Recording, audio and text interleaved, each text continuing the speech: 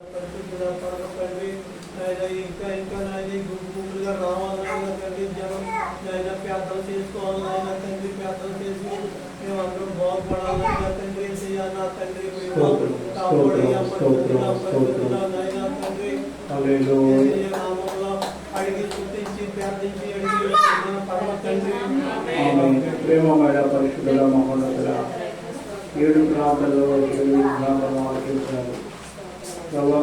కూడి వచ్చిన బిడ్డలు బట్టి ప్రభు ప్రతి మాసంలో ప్రభా మరి మొదటి మంగళవారం ప్రభా మరి ప్రియులు కూడా కృపదయ చేశారు ప్రభా.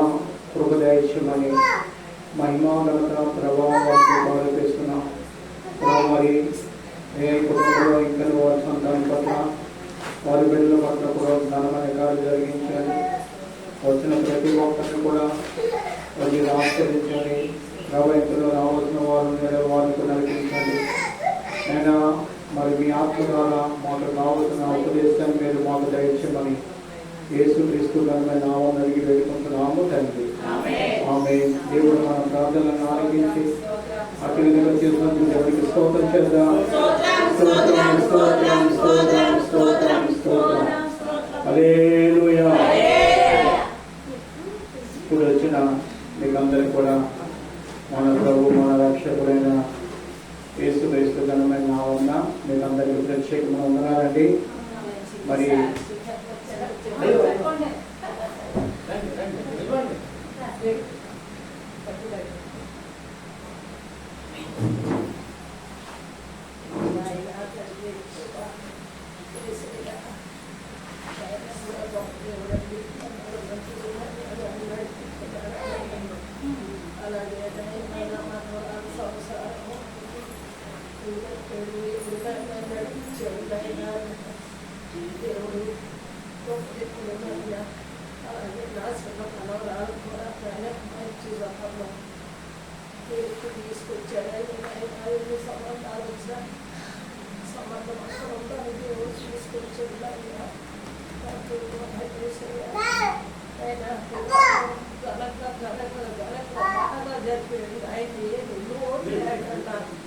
ఎక్కడ ఏది లేకుండా అన్ని అన్ని ఇచ్చాడు, అన్ని చేశాడు.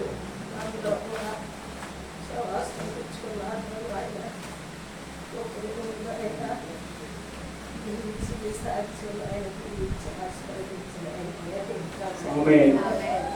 నారంగా చెప్పిన సాక్ష్యం మరియు వారి యొక్క సంతానం పట్ల దేవుడు జరిగించిన పెద్ద కుమార్తె వారి పెద్ద మనవరాలు పట్ల వారి యొక్క 2వ మనవరాలు పట్ల కూడా జరిగించిన కార్యం బట్టి వారు నిలబడి సాక్షి చెప్పినారు. దేవునికి స్తోత్రం. మరి సంఘంగా ప్రతి మాసం గృహంలో కూడి ఆ బిడ్డల కోసం మనం ప్రత్యేకంగా ప్రార్థన చేస్తున్నాం. ఆ ప్రార్థనలను ఆలకించి ఘనమైన కార్యం దేవుడు జరిగించారు. దేవునికి స్తోత్రం కలగాక. హల్లెలూయా.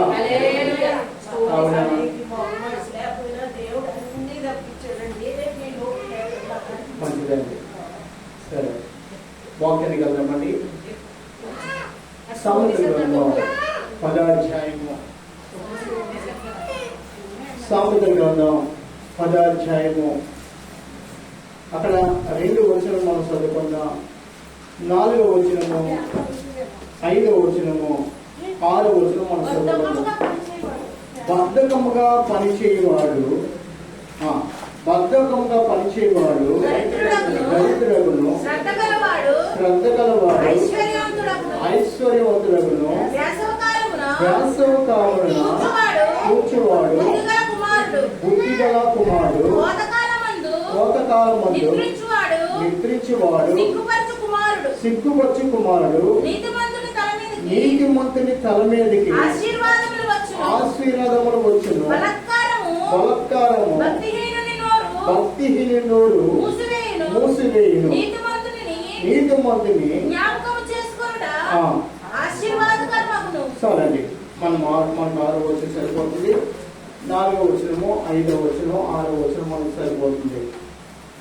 ప్రభువుకు ప్రియమైన వాళ్ళ 4వ వచనం మనతో మాట్లాడుతున్న మాట పరిశుద్ధాత్మ దేవుని మాట ఏంటంటే బద్ధకముగా పనిచేయవాడు దరిద్రుడు.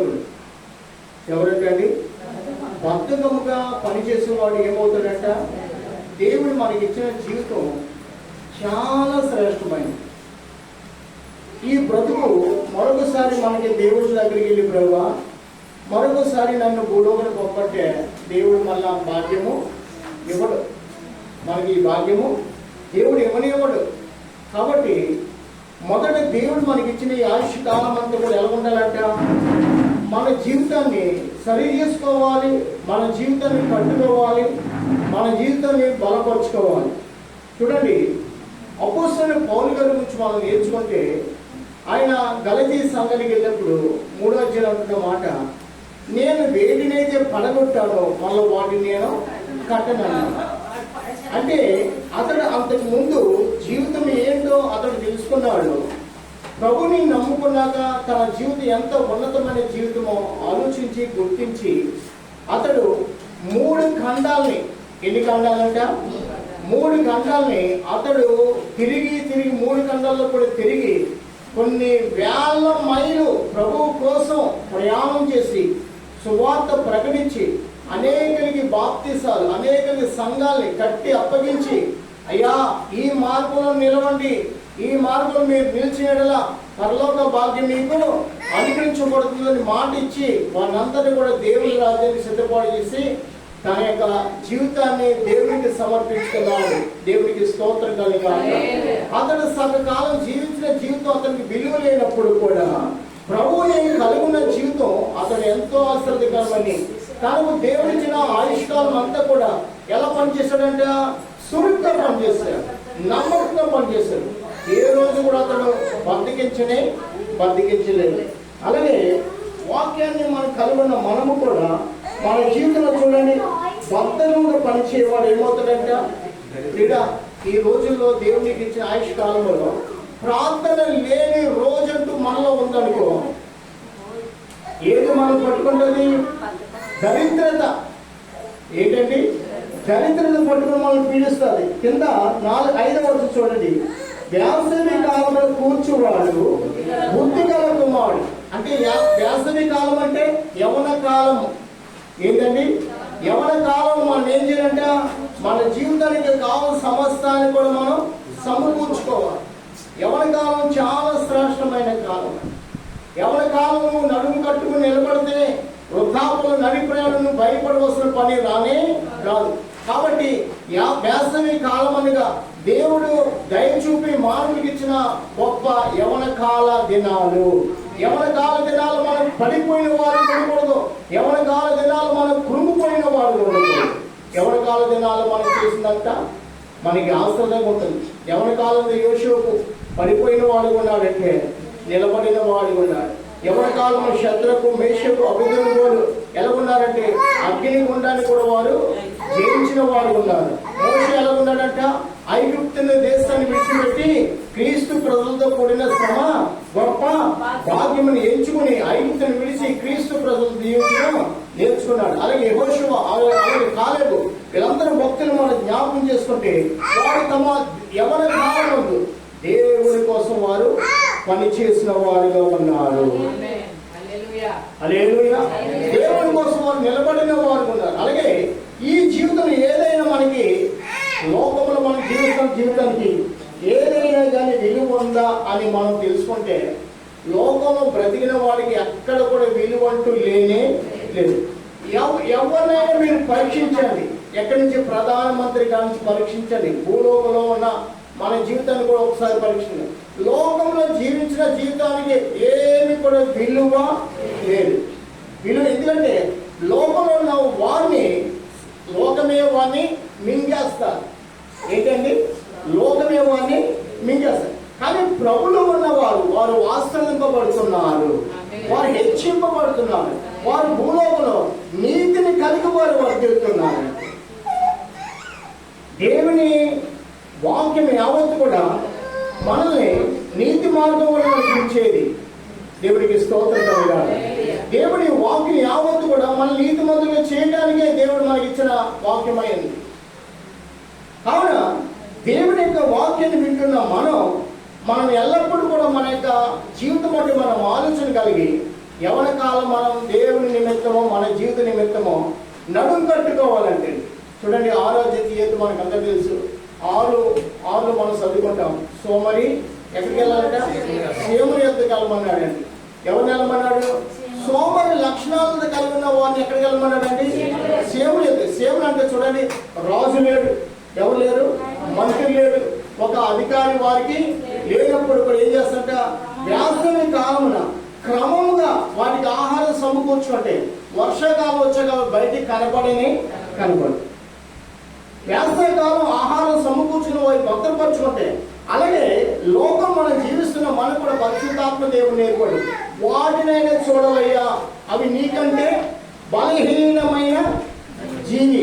బలహీనమైన జీవి అయినప్పుడు కూడా రాబో కాలం నిమిత్తం అవి ఆలోచన కలిగి ఉంటాయి. అలాగనే ఈ లోకం బ్రతుకుతున్న మనము కూడా చూడండి, దేవుడు లేని జీవితము వ్యర్థము, దేవుని కలిగిన జీవితము ఆశ్రదము. దేవుని కలిగిన జీవితం మానవుడికి 4 కాలాలు ఇచ్చాడు. ఏ కాలాలు ఇచ్చాడు? బాల్య దశ, యవన దశ, నలుప్రాయము, వృద్ధాప్యం. ఈ 4 దశల్లో కూడా దేవుడు నిన్ను నడిపించే దేవుడు ఉన్నాడు, కాపాడే దేవుడు ఉన్నాడు, కృప చూపే దేవుడు ఉన్నాడు. ఇప్పుడు నీవు దేవుల్లో ఉన్నప్పుడు దేవుడికి స్తోత్రం కలగాలి. దేవుని కలిగి జీవిస్తున్నప్పుడు దేవుడిని నీకు సహాయం చేసేవాడు, కానీ దేవుడు నేను విడిచిపెట్టి దేవుడు కాదు. అక్కడే ఒకసారి సామెతల గ్రంథం 10వ అధ్యాయము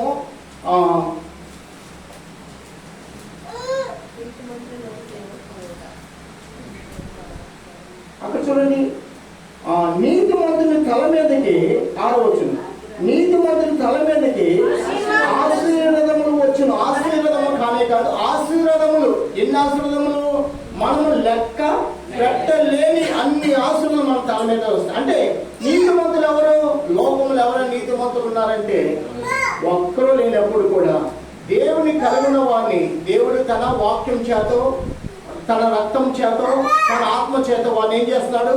నీతిమంతులుగా చేసి ఆ నీతిమంతులు ఎల్లప్పుడూ కూడా దీవించబడి నిమిత్తం తన లేఖనాన్ని మనతో పుట్టించాడు.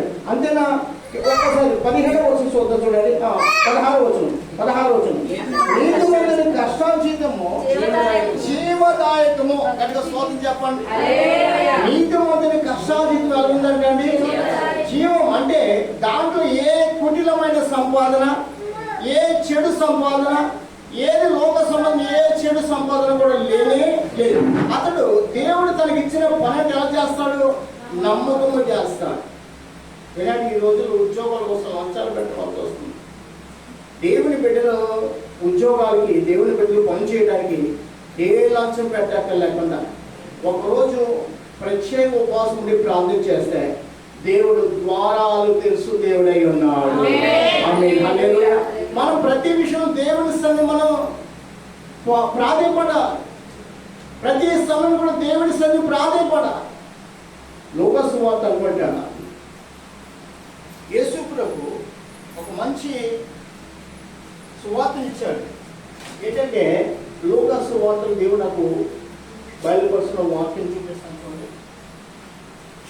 యేసు ప్రభు అపోస్తలులకు అందరికీ ఆయన పేరు పెడతానికి, అపోస్తలు అనే పేరు పెడతానికంట యేసు ప్రభు రాత్రి కాలం అంతా ప్రార్థన చేశారంట. ఏంటంట? రాత్రి అంతా కూడా ప్రార్థన చేశారంట. ప్రభుని అడుగుదా, ప్రభా అపోస్తలుగా పిలిచిన దేవుడు నీవే, అయితే వారి కోసం నువ్వు ప్రార్థన చేయడం ఏంటయ్యా అని అడుగుదా. యేసు ప్రభువారే సెలవిచ్చిన మాట ఏంటంటే, ప్రార్థన లేకుండా ఏ అద్భుతాలు మన జీవితంలో జరగవు. ఏది లేకుండా అంట? ప్రార్థన లేకుండా.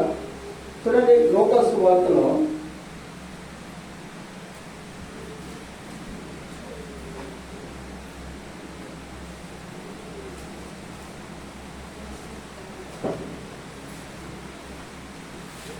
సువార్త ఆయన అపోస్తలుని పిలిచి 12 మంది కోసం రాత్రంతా కూడా ప్రార్థన చేసి వారిని అపోస్తలుగా అభిషేకించి వారిని పంపించాడు.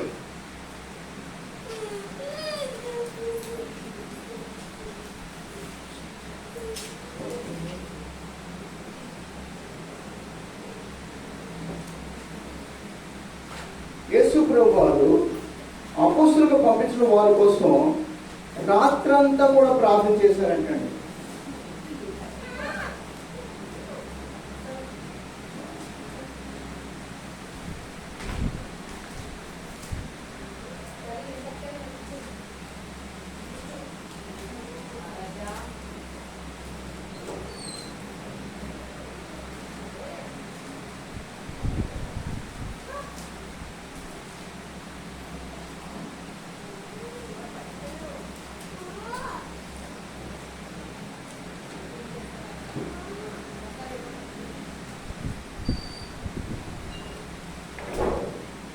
సరే, ఆ మాట నాకు జ్ఞాపకం వచ్చాక మీకు చూపిస్తాను.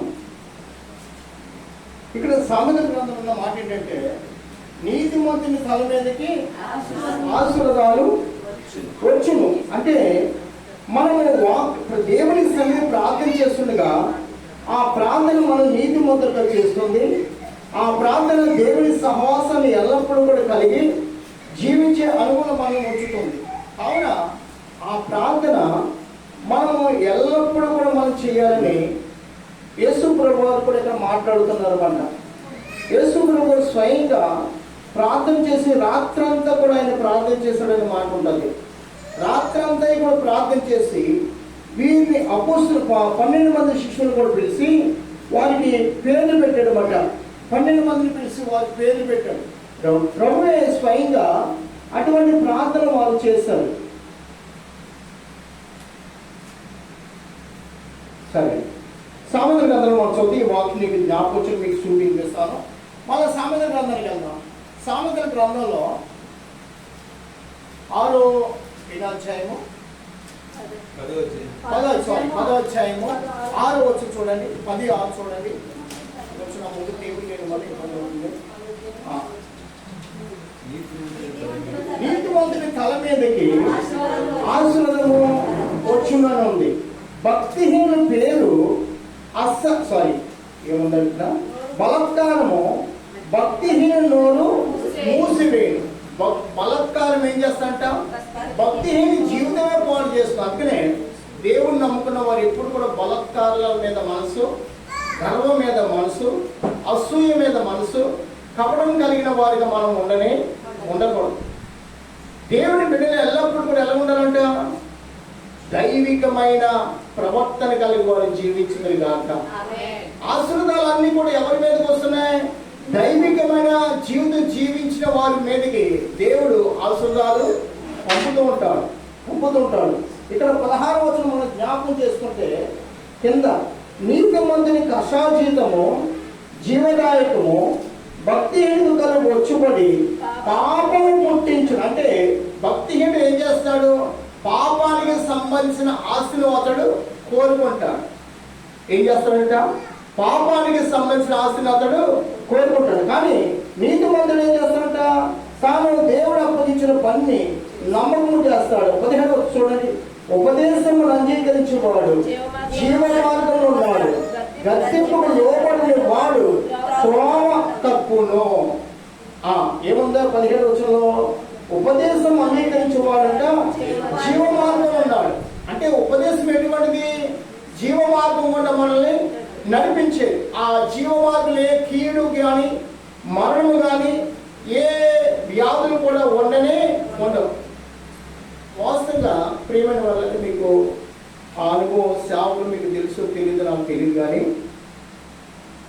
కొంతమంది సేవకులు ఏ వ్యాధి ఏదైనా కానీ అసలు ట్యాబ్లెట్ మింగని సేవకుల లోపల చాలా మంది ఉన్నారు.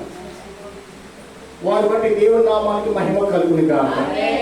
దేవుడు స్వస్థపడితే భూమి మీద ఉంటాను, దేవుడు తీసుకుంటే వెళ్ళిపోతాననే వాళ్ళు ఉన్నారు. ఎలాగంటే అండి, దేవుడు స్వస్థపడిస్తే ఉంటాను, లేదా తీసుకుంటే అంటే పుట్టించిన వాడు ఆయనే, తిట్టించేవాడు కూడా ఆయనే, తీసుకునేది మనం పుట్టించిన వాడు కలిగేవాడు ఆయనే, మనం తీసుకుపోయేవాడు కూడా ఆయనకి అసాధ్యం లేదు. నాలో ఏదైనా పాపం అంటే, నాలో ఏదైనా దేవుడికి విరోధమైనది ఉంటే దేవుడు నన్ను భూమి మీద తీసివేయని కాక అనే వారు చాలా మంది ఉన్నారు. అంటే ఎంత నీతికరమైన జీవితం జీవిస్తారో, ఎంత నీతికరమైన అడుగులు వారు కలిగి ఉంటారో, ఎంత నీతిగా తలపు కలిగి ఉంటారో చూడండి.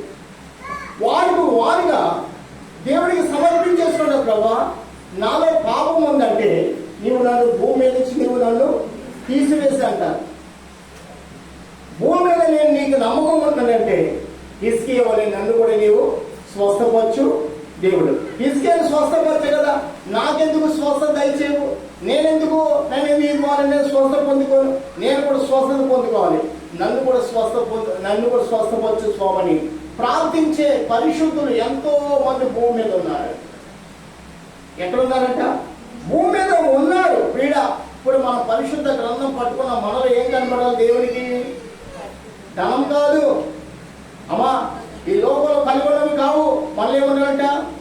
దేవుడి కలుగున్న పరిశుద్ధత మనలో ఆయన ఉందా లేదని చూస్తున్నాడు. మనలో ఉందా లేదని చూస్తున్నాడండి. అందుకనే 15వ అధ్యాయం, సామెతల గ్రంథం 15వ అధ్యాయం 2వ వచనం మనం చదువుకుంటే చూడండి, దేవుడు ప్రతి ఒక్కరిని కూడా పరీక్షిస్తున్నాడు. చదవండి అమ్మా.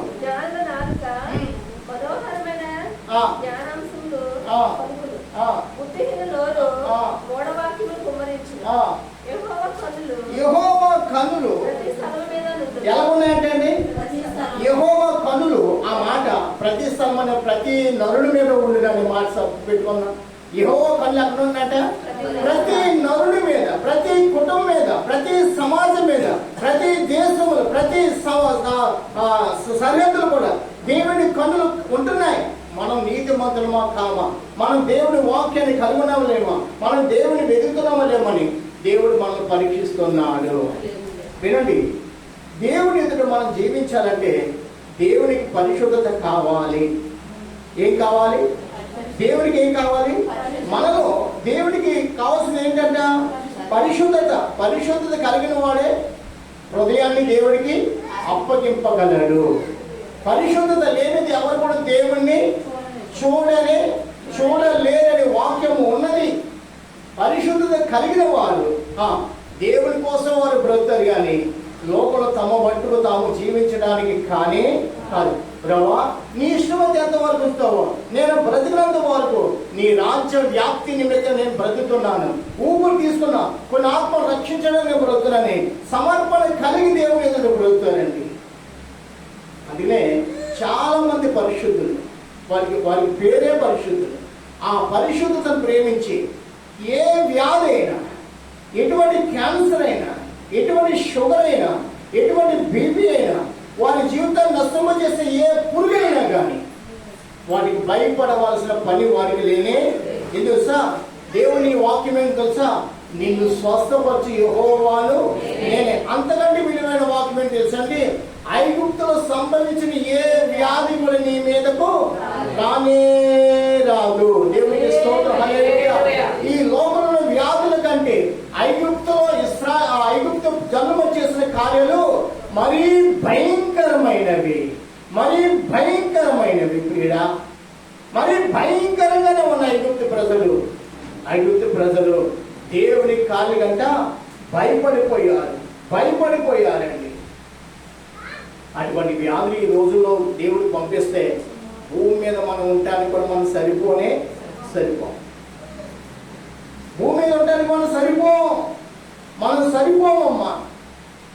దేవుడు ఆ వ్యాధులు మన మీదకి రాకుండా తన వాక్యాన్ని కలిగి జీవించి నిమిత్తం తన వాక్యాన్ని, తన సహవాసాన్ని మనకి ఇచ్చాడు. ఆయన నామానికి మహిమ కలుగుడి కాక. నిజమే, ప్రభునందు ప్రియమని వల్లగా నువ్వు ఆత్మతో నింపబడు, ప్రార్థన బలవంతుడు ఉండు. అసలు ఏ వ్యాధి కూడా నీ దగ్గరికి చేరనే. మన మధ్య నిద్రించిన వీడి గురించి మనకు తెలుసు. రాఘుల గారు, నేను, మీరు ఎవరెవరో ఆయనతో మాట్లాడారు, మీరు కూడా మాట్లాడే ఉంటారు. మా ఇద్దరి మట్టికి కాదు, వారి తల్లి గారు, వారి భార్య సోదరి శాంతి. అయ్యా, దేవుడు నీకు తరుణం ఇచ్చాడు. ఏమన్నారు? దేవుడు నీకు తరుణం ఇచ్చాడు. ఇగో ఈ సమయం అనేది ఎక్కడికి వెళ్ళాలి? దేవుని యొద్దకు వెళ్ళు. ప్రియమైన వాళ్ళ దేవుని సన్నిధికి వచ్చి కూర్చోడమే గొప్ప ఆశీర్వాదము. ఇక్కడికి వచ్చి ఏదైనా పని చేస్తున్నావు అంటే ఇక్కడ ఏం పని చేయాలి? ఎండలు ఉంటాయి, చలి ఉంటుంది, వర్షం ఉంటుంది, కానీ వాటిని మనం లెక్క చేయకుండా ఇక్కడికి వస్తే ఆ కాలంలోనే, ఆ సమయంలోనే దేవుడు నీకు నెమ్మది దయచే దేవుడు. నిజమే, దేవుడి సన్ని తృణీకరించకూడదు. గద్దింపు అసహించుకునేవాడు ఏమవుతాడంటే అక్కడ ఏమాట ఉంది?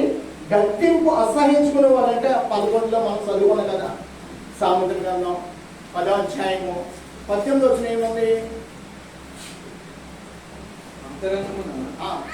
పై వచ్చి చదవండి.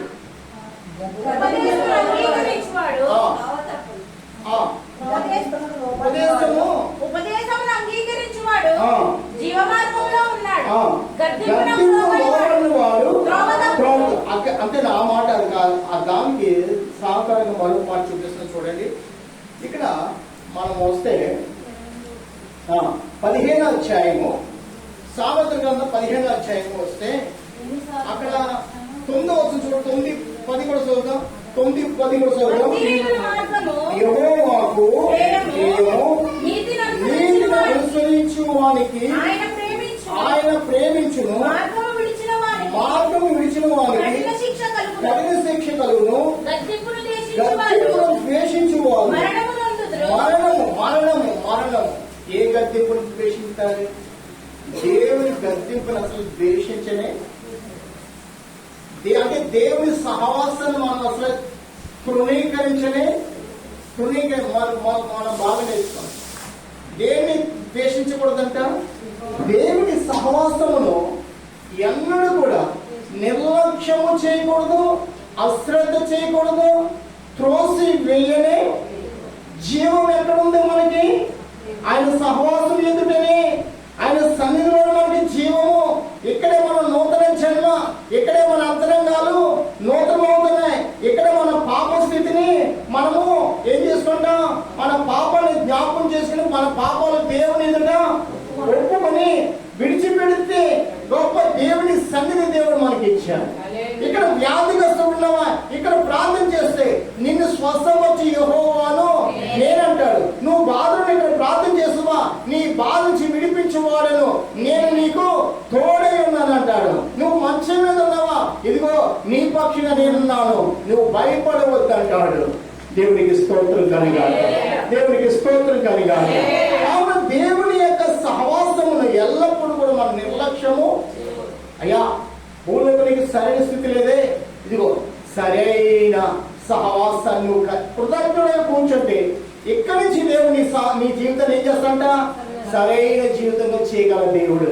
ఇక్కడే సరి చేసుకొని నీ జీవితాన్ని ఇక్కడే కట్టుకోవాలి, ఇక్కడే నాటుకోవాలి, ఇక్కడే మొదట నీవు వర్ధిల్లము చేసుకోవాలి నీ జీవితాన్ని. అది ఏమిట? భూలోపల ఎక్కడున్నా కానీ, భూలోపల ఎక్కడ అడుగు పెట్టినా కానీ నువ్వు వర్ధిల్లుతూనే ఉంటా. దేవుడికి స్తోత్రం కలగాలి. ద్వితీయోపదేశకాండము 28వ అధ్యాయము 47వ వచనం చదువుకుందాం. ద్వితీయోపదేశకాండము 28:47 చూడండి, శ్రేష్టమైన మాట. నీకు సర్వ సమృద్ధి కలిగి ఉండి ఎలాగంటండి?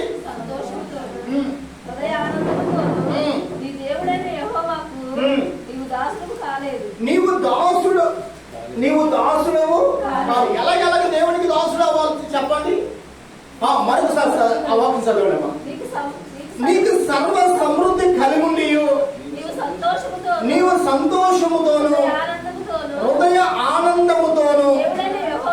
47 వచ్చును, 28వ అధ్యాయం 47 వచ్చును.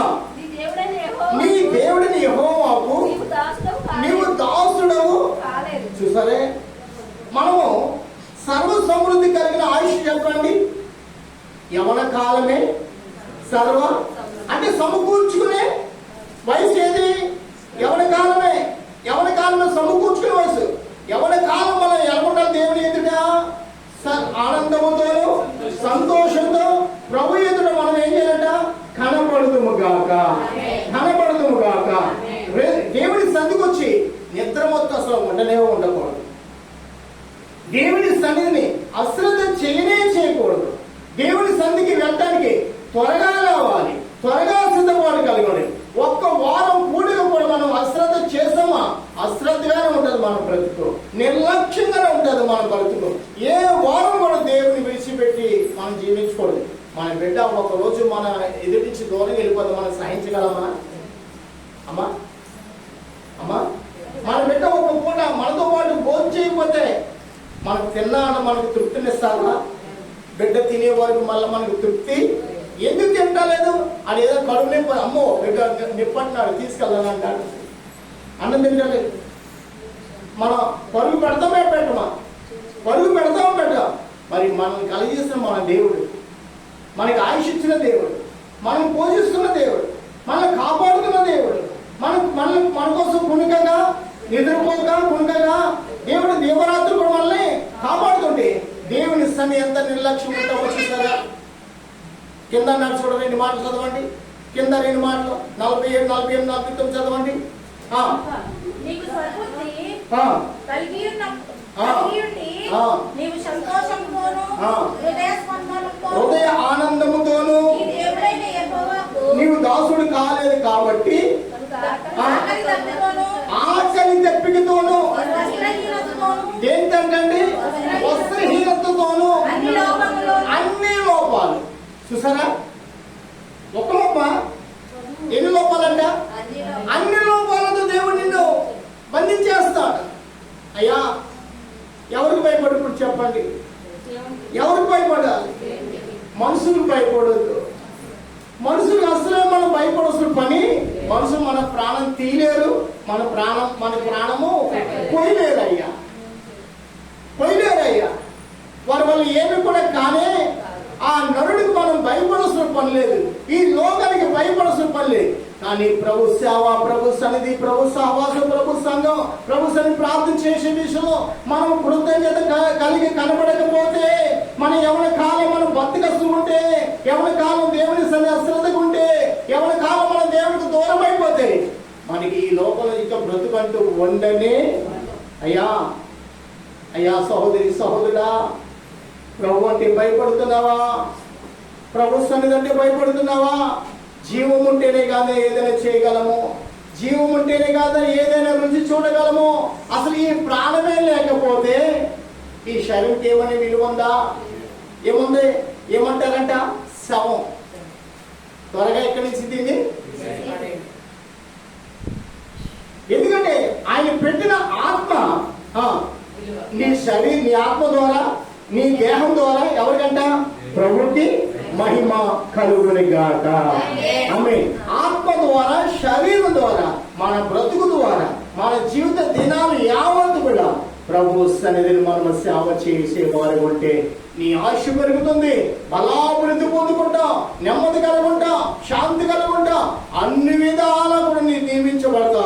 దేవుని సేవ నాకు వద్దు, దేవుని సంఘం నాకు వద్దు, ఈ వయసులో నాకు సేవ ఏంటి, ఈ వయసులో ప్రార్థన చేయడం ఏంటి, ఈ వయసులో దేవుడి అంటే బ్రతుకు ఏంటి అన్నావు అనుకోండి, అన్ని లోపాలు, అన్ని వ్యాధులు. ఏమన్నాడు? 48, 49 వరకు సారి కనుక ఆకలి దప్పికతోను ఏంటండి? వస్త్రహీనత కూడా. చూడండి, దగ్గర సరైన వస్త్రాలు చెప్తే మనం 10 మంది ముందు కూర్చోటమా? ఈ రోజుల్లో దేనికి వ్యాపిస్తున్నారు? ఇంట్లో సరైన ఆహారం లేకపోయినా కానీ పట్టుకోవడానికి వస్త్రం ఉండాలి. ఏంటంటే ఇంట్లో ఏకం మోతాను, బయట పల్లికి మోతానండి. 48 వస్తుంది చూడండి, బాగా చదవండి, చదవండి. కనుక ఆకలి దప్పికతోను వస్త్రహీనతోను అన్ని లోపాలమ్మా. ఎన్ని లోపాలు మానవ బ్రతుకులు ఉంటే తెలుసా? అన్ని లోపాలు నీలోనే కనపడతాయి.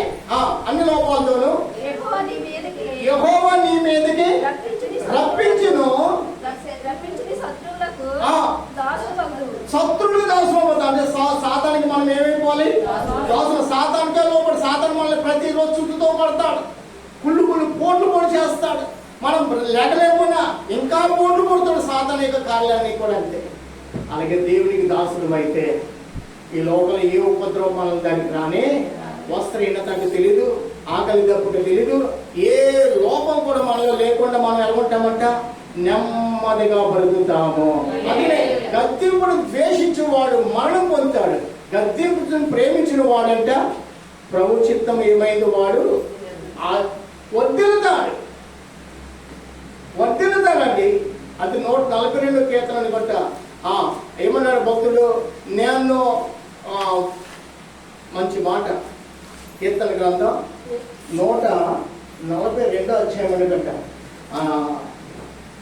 నేను ఎలుగెత్తి యెహోవాకు మొరపెట్టెను. అది 100 అవుతుందండి. ఒక నిమిషం. భక్తుడు అంటున్న మాట తెలుసా? పరిశుద్ధుల గద్దెపునే త్రోసి వేయకుందును అనే మాట. నాకు తైలాభిషేకం ఆ మాట ఏంటది? నాకు తైలాభిషేకం అంట. చూడండి 142.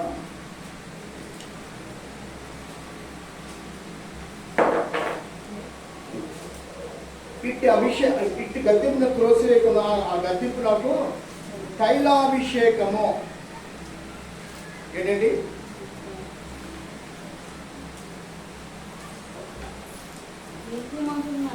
చూడండి 141 అధ్యాయం 5వ వచనం చూడండి.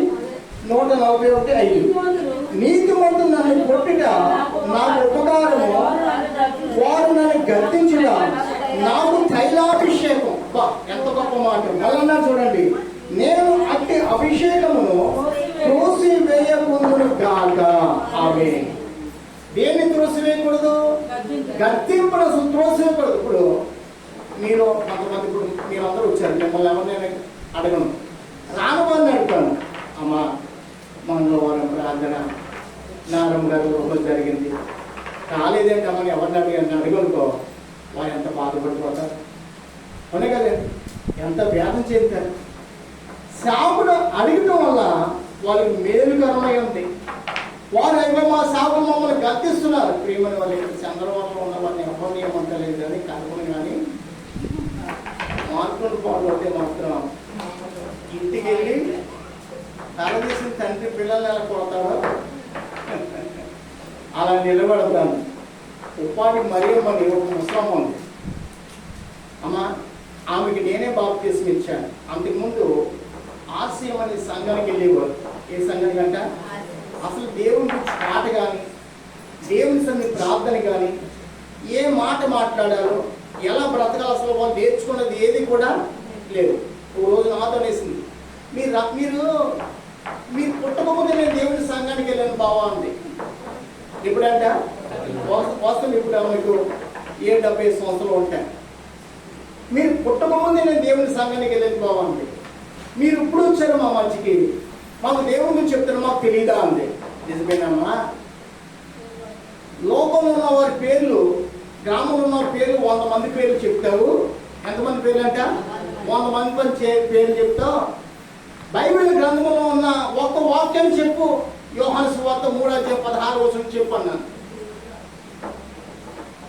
మనం లోకంలో మనుషుల పేరు 100 పేర్లు చెప్పగలం కానీ దేవుని గ్రంథంలో ఉన్న 10 వచనాలు కూడా మనకి జ్ఞాపకము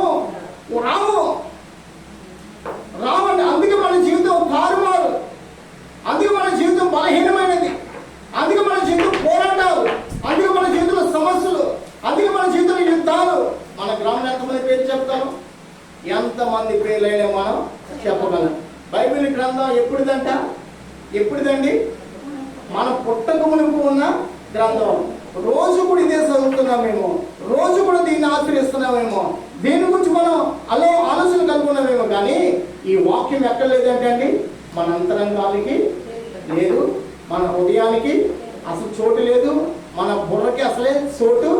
అందుకని మన బ్రతుకులో దేవుడు అన్నాడు కదా, అన్ని లోపాలతో.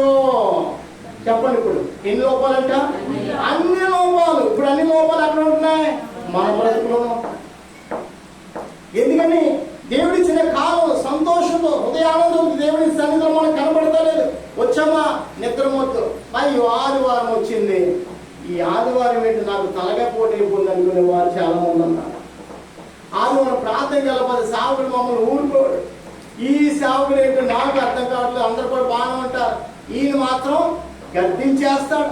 10 మందిలో ఉన్నామని కూడా తెలియదు, ఎక్కడ ఉన్నా కానీ ఆయన అడిగేస్తూ ఉంటాడు. అసలు విలువ అంటూ ఇవ్వడానికి కూడా తిట్టుకునేవాడు ఉంటారు. ప్రియమని వల్లరా, లోపల ఎక్కడ విలువ మనకు వద్దు, లోపల మనం ఎక్కడ కూడా కనబడకూడదు. ఎక్కడ కనబడాలి? దేవుని యొద్ద కనబడితే ఇక్కడ ఉంటాము, పరలోక రాజులు 20 కాలు కూడా ఆయనతో పాటు రాజ్యము చేస్తాము. దేవునికి స్తోత్రం కలగాలి. అనుదినము నా గడప ద్వార బంధములను కనిపెట్టుకుని నా ఉపదేశము వినివారు ధన్యులు. ఆమేన్. హల్లెలూయా. ఎవరు ధన్యులంట? ఆయన ఉపదేశాన్ని వినివారు ధన్యులు. నిజమే కదా?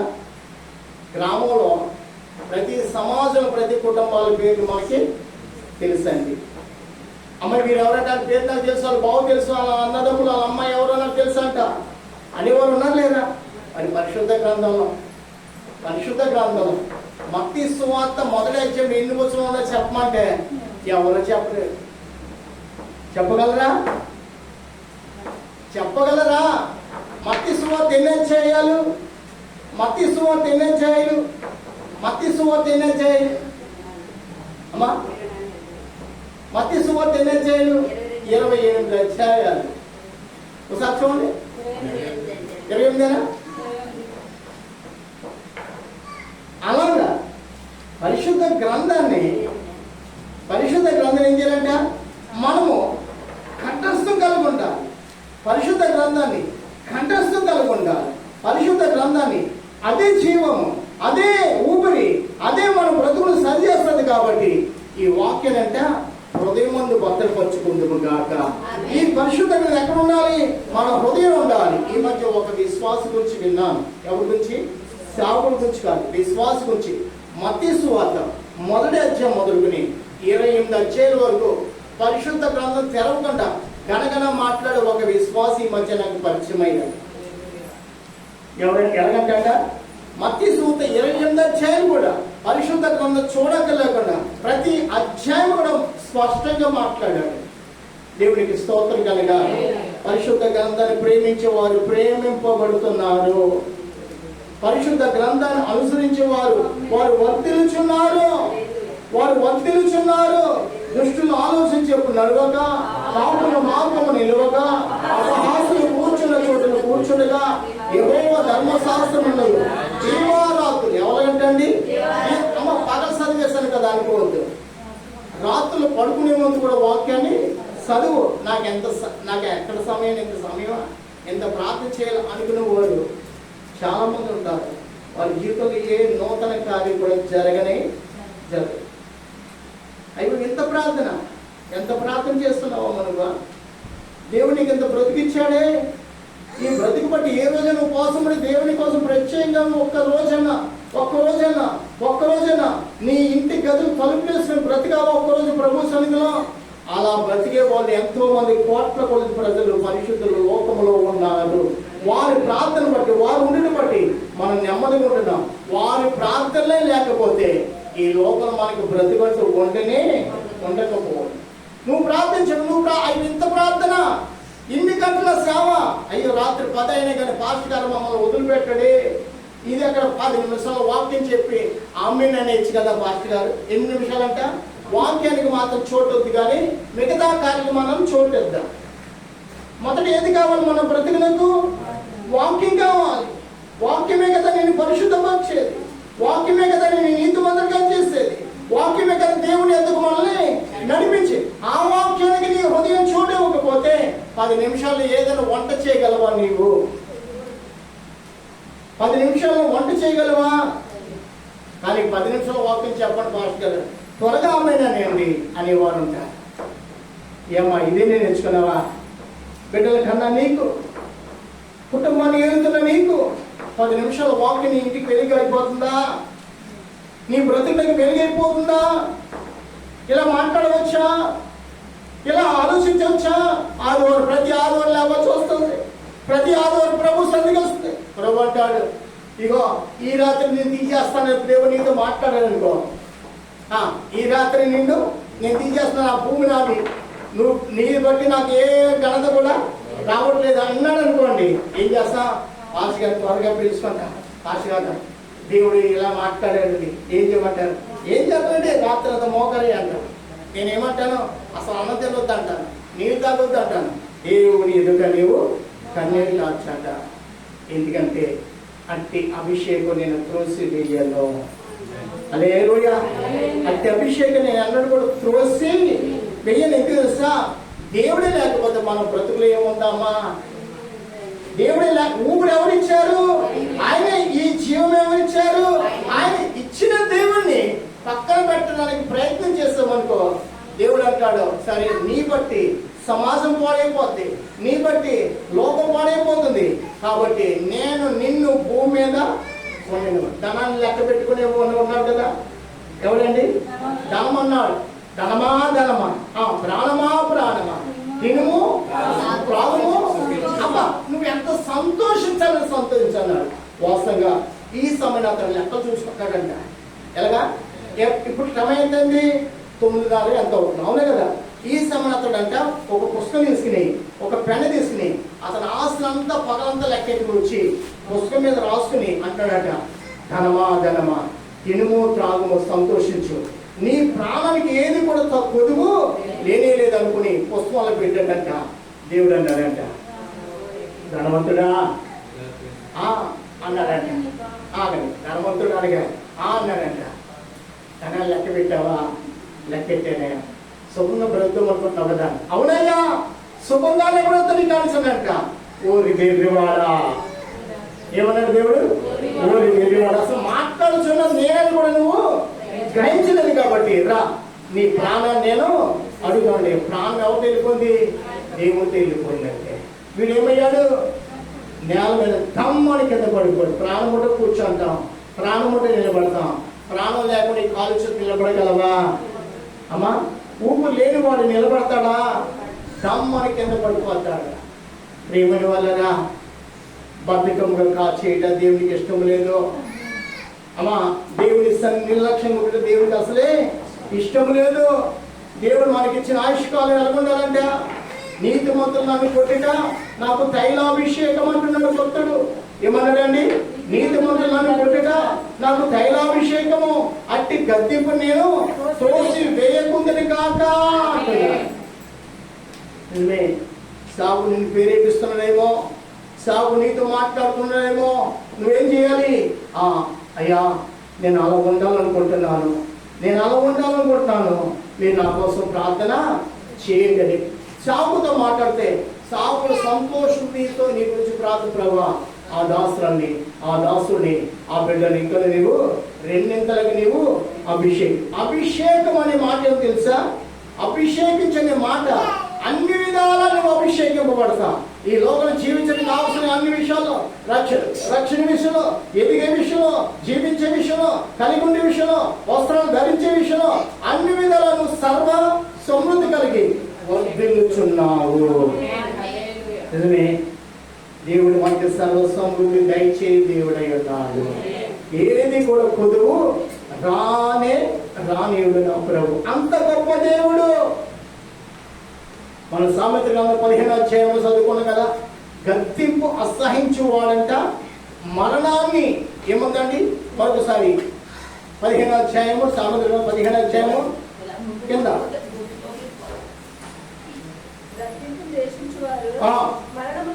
మరణం నొందుదురు, పాతాళమును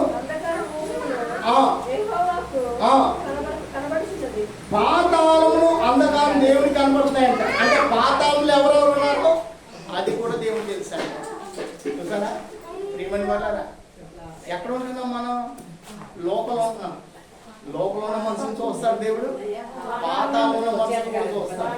చూడండి, ఎక్కడున్నా కానీ మనం దేవుని కంటికి కనపడుతున్నాం. వినండి, నేను నా ఇంటికి వెళ్ళి నేను తలుపేసి ప్రార్థన చేస్తాను అనుకో, మీకు కనపడతానా? మీరు మీ ఇంటికి వెళ్ళి మీరు తలుపులు ప్రార్థన చేసుకున్నారనుకో, నాకు కనపడతారా?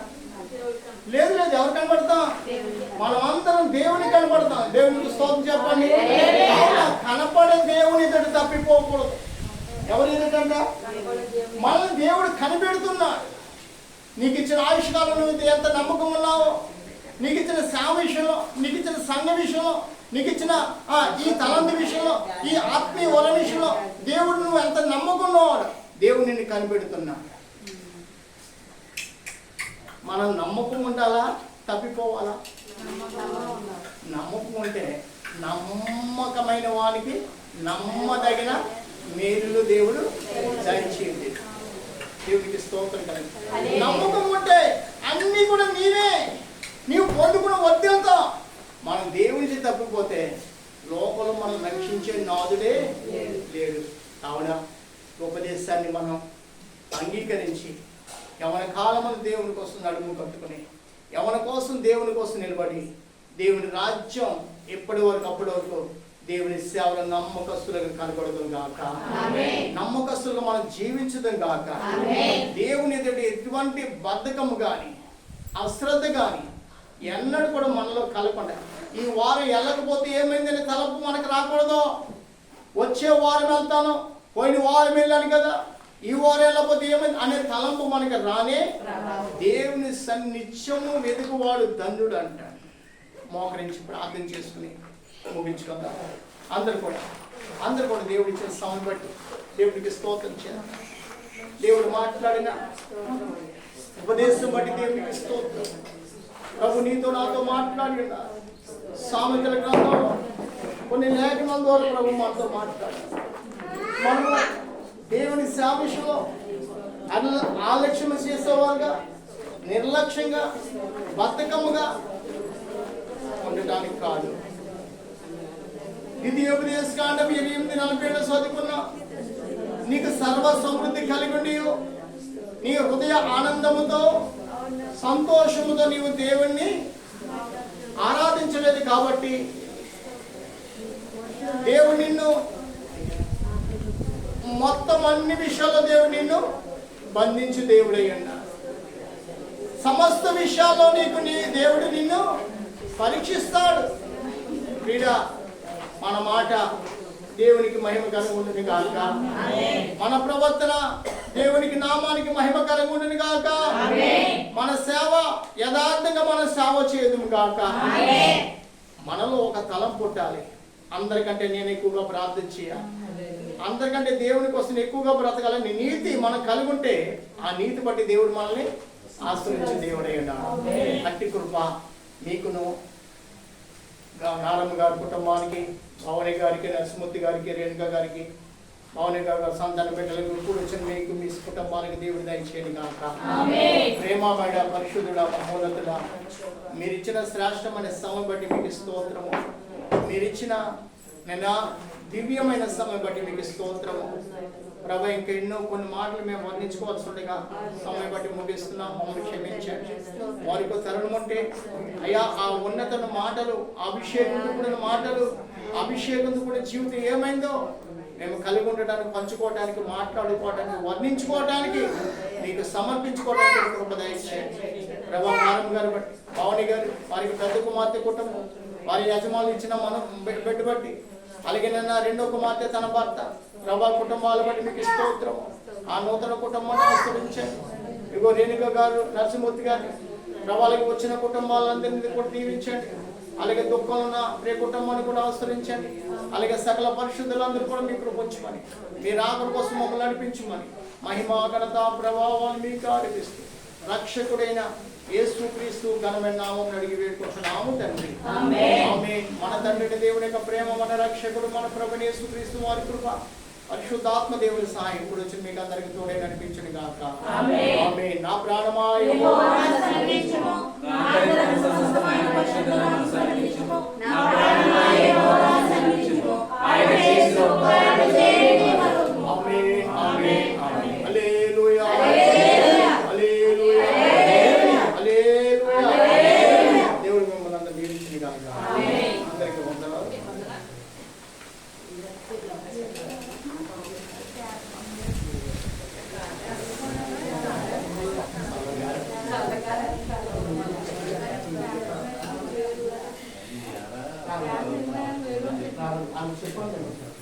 విజయ్ కుమార్ గారు, నారమ్మ గారు వెళ్తున్నారు. మన ఇంటిగా పూజలు జరగడం మీరు వచ్చారని వెళ్తున్నారు. మీరు వచ్చారా? ఆ రోజు వచ్చారా? వచ్చారా? ఓకేనా? నేను రాలేదేమనుకున్నాను.